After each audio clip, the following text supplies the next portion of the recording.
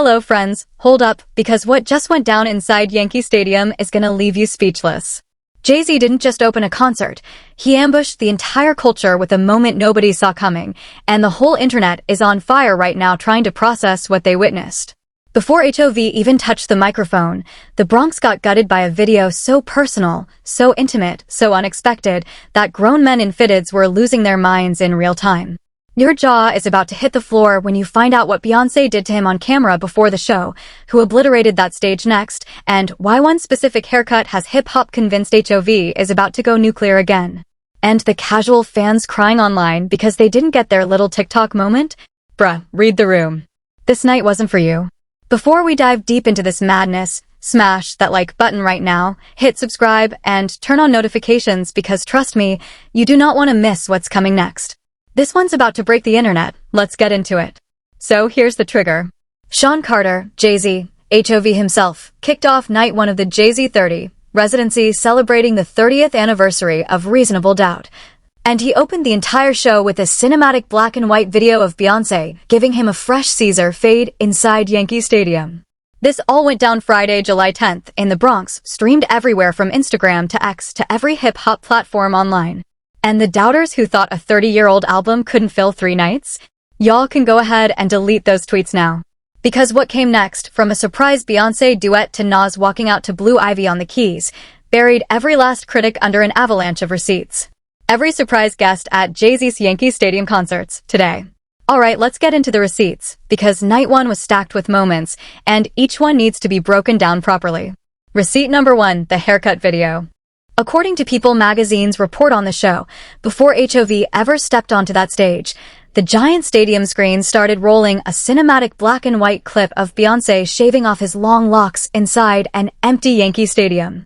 She's got the clippers. He's sitting there. No words. Just intimacy. Then he walked out to open the show looking like 1996 Reasonable Doubt Jay-Z with that clean Caesar fade. When I saw this, I was like, nah, this is different. This wasn't a hair change. This was a public ritual, broadcast to over 50,000 people. And the fans on Twitter who said, it's just a haircut, calm down? Bruh, you can't say that publicly and still expect people to take you serious as a hip-hop analyst. It's over. Receipt number 2, Beyonce opening the show.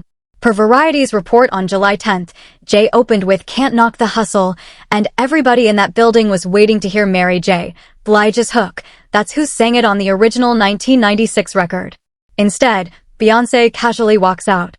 According to Complex's coverage, she then threw up the Rockefeller diamond toward the New York sky, and Yankee Stadium physically shook.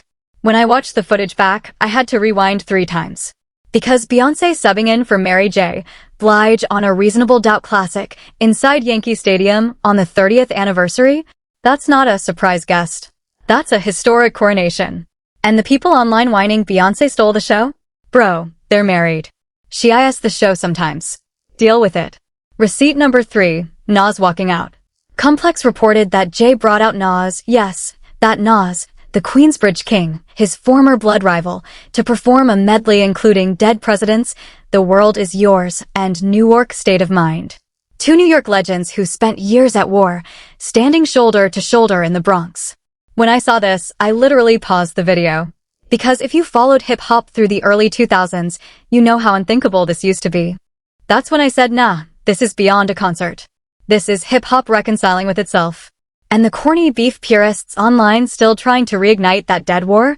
Y'all are 20 years late. The generals shook hands. Sit down. Receipt number 4, Blue Ivy on the piano.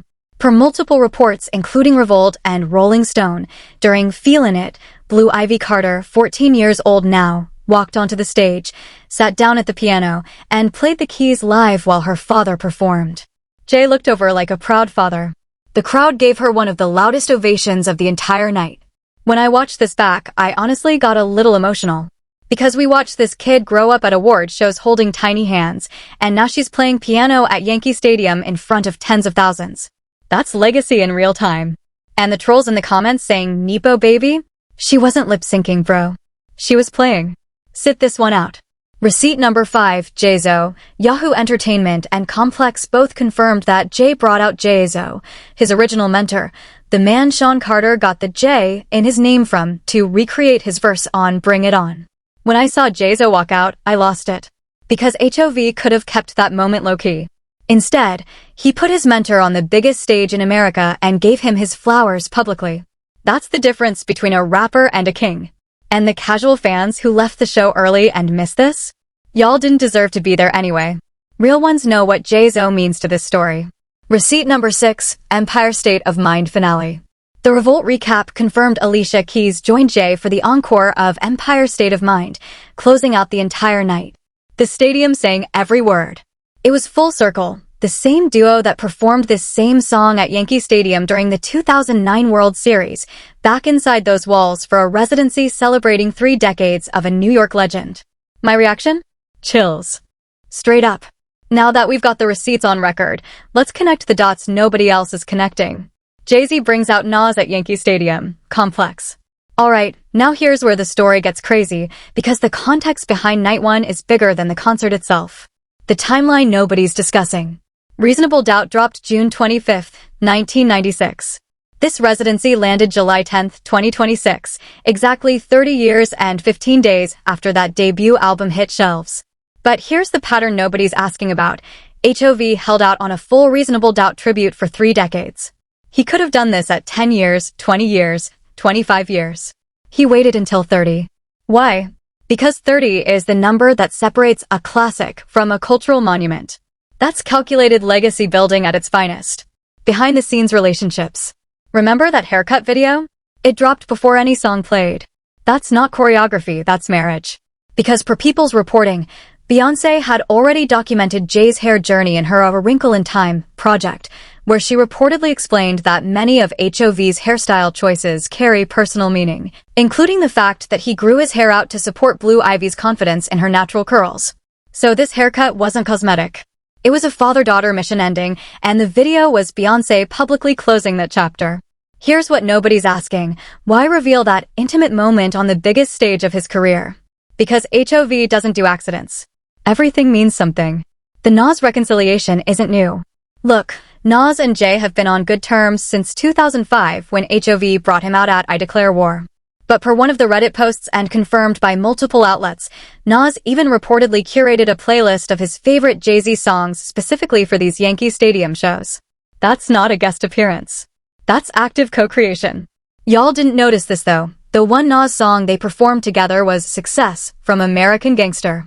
That's the song where they finally squashed the beef on wax. Full circle inside Yankee Stadium. That's not a coincidence. That's a message. The guest list pattern.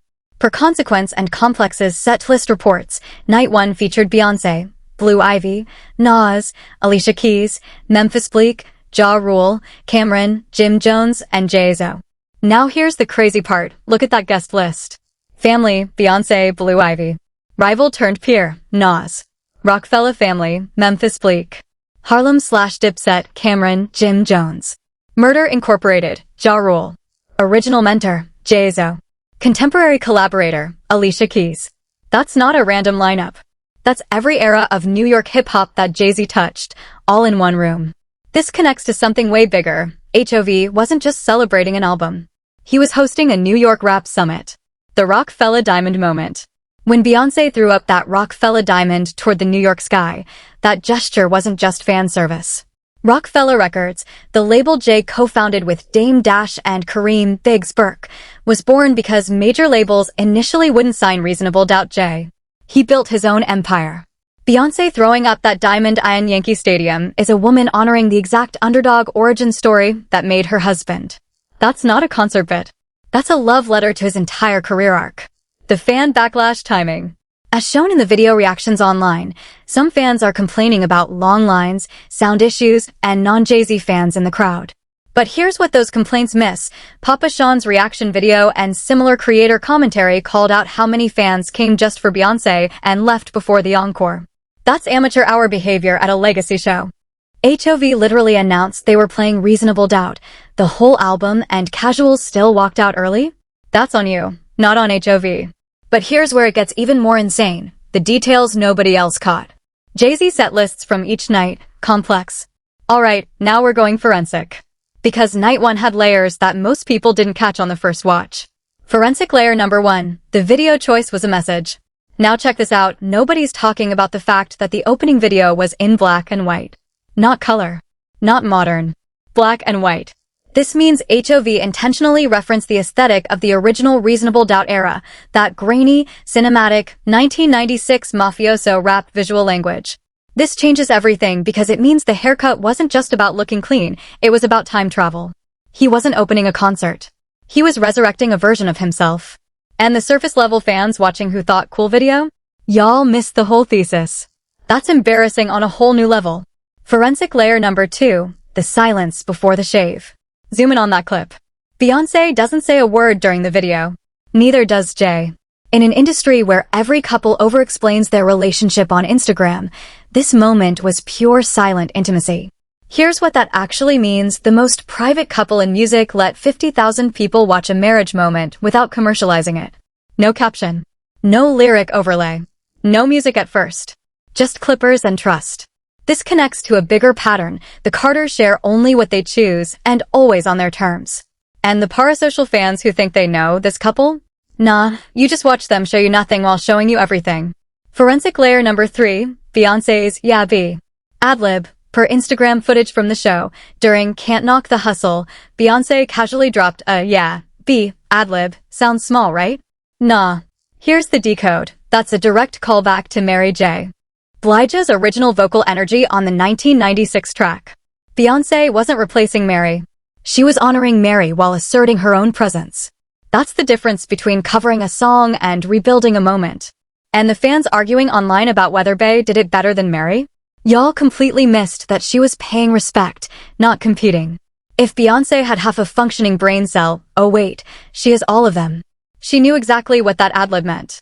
Your faves couldn't decode that if you gave them a manual. Forensic layer number 4, Blue Ivy's song choice. Zoom in on the fact that Blue Ivy came out during Feelin It specifically. Not Hard Knock Life. Not any of the more famous Jay-Z songs where kids fit the theme. Feelin It, a track from Reasonable Doubt where a young Jay reflects on his ambition and vulnerability. Here's what nobody's saying: Blue Ivy playing piano on that song is a symbolic passing of the torch. The album that made her father is now being reinterpreted by his daughter, in real time, in front of the culture. This changes everything, because it means HOV isn't just celebrating his past, he's writing the future in the same breath. And the she's just there for the photo op crowd? Bruh, she played. She wasn't a prop. She was a participant. Forensic layer number 5, the Jaz-O song choice. HOV didn't just bring Jaz-O out for any track. He brought him out for Bring It On, the one Reasonable Doubt song where Jaz-O actually had a verse in 1996. That's not a nostalgic reunion. That's recreating the original recording session on stage 30 years later. Here's the impact: HOV, who's a billionaire, could have phoned in a shout-out to my mentor moment. Instead, he restaged history. That's the difference between celebrities and cultural architects. And the fans who left before Jaz-O came out because the show ran too long? Y'all watched a billionaire honor his teacher and thought it was optional programming. Wild. Now, let's see how the media tried to spin this whole mess. Now here's where it gets interesting, because different outlets are framing Night 1 completely differently. Variety framed it as primarily a Beyonce moment. Their headline focused on Jay bringing out Bey and Blue Ivy, with the surprise Carter family reunion angle leading the coverage. From their lens, this was a family-first spectacle. But Complex went a different direction. Their coverage leaned heavily on the Nas moment, treating the reunion of two former New York rivals as the headline. To Complex, this was a hip-hop history moment first, family moment second. Different priorities, different framing. Rolling Stone pushed even harder on the legacy show angle, treating Night 1 as a career-defining live experience and giving significant weight to Alicia Keys, Memphis Bleak, and the full Reasonable Doubt track-by-track performance. Their framing was less about the guest surprises and more about the album being resurrected. Then People magazine ran with the haircut as the lead story, focusing on Beyonce shaving HOV's head in the pre-show video. To them, that intimate moment was the emotional core of the entire night. Now here's the counter-narrative. Some casual fans online, and honestly some hip-hop bloggers, are saying Beyonce took over Jay-Z's show. I've seen tweets, TikToks, whole video essays arguing this. Here's why that argument crumbles. Beyonce performed on one song. 1. Out of a 24-track set list featuring Nas, Alicia Keys, Blue Ivy, Memphis Bleak, Ja Rule, Cameron, Jim Jones, and Jaz-O. If your entire takeaway from night one is Beyonce stole it, you weren't watching the concert. You were doom scrolling clips. So this is how I know you're not a real Jay-Z fan, because the first thing that should have come out your mouth is Jaz-O. He brought out the man he got his name from. That's the moment real hip-hop heads are talking about. Some casual fans are stretching to make this a Beyonce narrative because that's what their TikTok algorithm serves them. The media is trying to spin this for the casuals, but the receipts don't lie. Night one was a hip-hop night, guest hosted by the greatest rapper alive. But here's what nobody in mainstream media has the guts to say. Jay-Z's Yankee Stadium 3-night recap. Revolt TV. Alright, here's what nobody in mainstream media wants to touch, because it exposes something uncomfortable about where hip-hop fandom is in 2026. Mainstream is calling Night One a family-friendly celebration. Variety is calling it a Carter family showcase. Complex is calling it a hip-hop reconciliation. All those framings are safe. All of them miss the actual story. Here's the real story. Night one wasn't a concert. It was Jay-Z quietly declaring that he owns the algorithm now. Follow me on this. In 2026, hip-hop lives or dies on TikTok, Reels, and YouTube Shorts. Streaming numbers don't reflect cultural weight anymore. Viral clip counts do. And what did HOV do on night one? He engineered 6 guaranteed viral moments in a single show. The haircut video, Beyonce opening, Nas walking out, Blue Ivy on piano, Jaz-O reunion, and Alicia Keys finale. 6 different clips designed to dominate 6 different algorithms simultaneously. Here's what they won't tell you. This wasn't spontaneous. This was strategic warfare against every artist who thinks content and culture are the same thing. Remember that opening video we broke down earlier? Here's the real reason he did it, because HOV knew every fan in that stadium was going to record it and post it before he even walked out.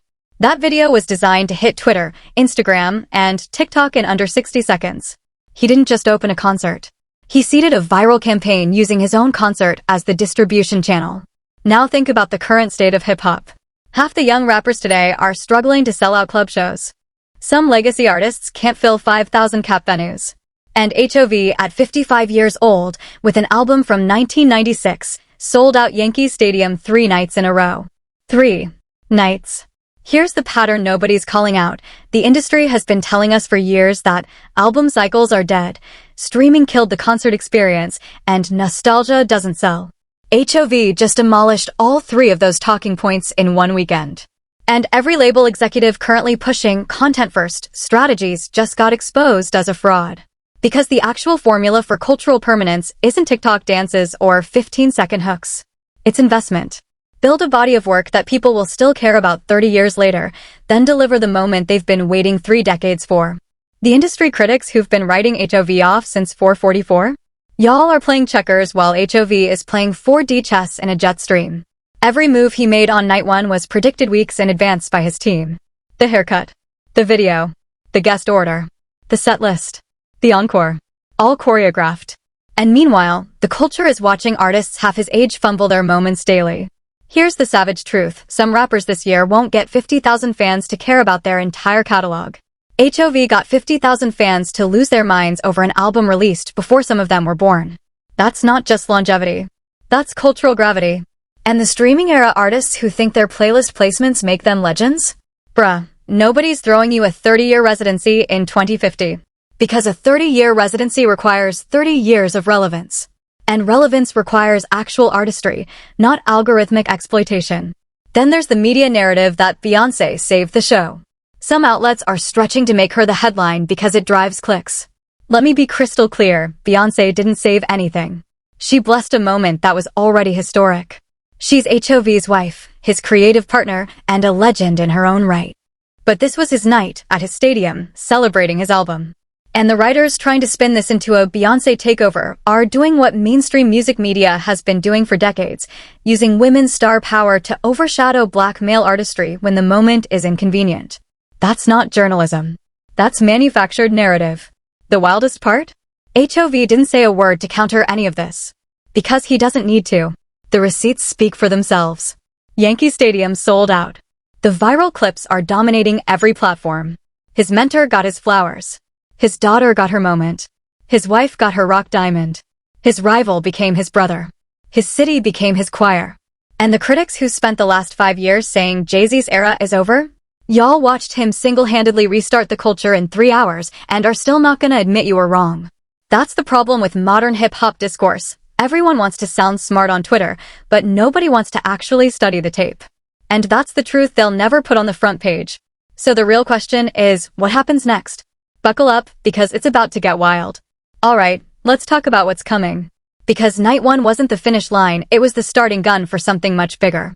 Scenario 1, the most likely outcome. Here's what's most likely to unfold in the next 6 to 12 months.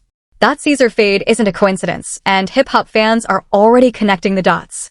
Every time HOV has changed his hair dramatically, it's coincided with a major creative pivot. Blueprint era. Black Album era. 444 era. Now this. Mark my words, a new Jay-Z project is in motion. When that album drops, the doubters and hip-hop bloggers who've spent the last 5 years writing Jay-Z is finished think pieces are gonna look desperate scrambling to rewrite their takes. They'll pretend they never counted him out. They always do. The silence is gonna damage those critics more than any diss track ever could, because HOV doesn't respond to noise. He responds with product. And when the product hits, the critics get buried under their own hot takes. This favors HOV because he's already positioned Night 1 as a look-back moment. That gives him full permission to drop a look-forward project next, and the culture will eat it up. The narrative writes itself. Legacy artist celebrates the past, then delivers the future. It's a checkmate move. Scenario 2, the alternative path. Now, if HOV doesn't drop a new album, here's what happens instead. This Reasonable Doubt residency becomes the blueprint every legacy artist tries to copy for the next decade. Nas will do one. Eminem will do one. Kanye already tried and it didn't hit the same. Dr. Dre will attempt something similar for the Chronic anniversary. But here's the problem, none of them can replicate what HOV just did. Because HOV's residency wasn't about one artist. It was about mobilizing an entire ecosystem, family, mentors, rivals, collaborators, and city into one coherent statement. Every artist who tries to copy this formula is gonna fail, because most of them burned too many bridges to bring their ecosystem back together. The critics who try to say, well, other artists could do this too, are not ready for what happens when they actually try. Because we saw what HOV built. Anyone attempting a ripoff is gonna get cooked beyond recognition when their version falls flat. This still favors HOV either way, because now every future legacy residency will be compared to this one, and this one set the ceiling impossibly high. Scenario 3, the bigger picture. Looking at the bigger picture, Night 1 just changed the economics of live hip-hop forever.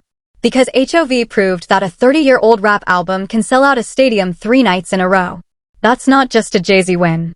That's a permission slip for every other legacy hip-hop act to demand stadium-level treatment for anniversary tours.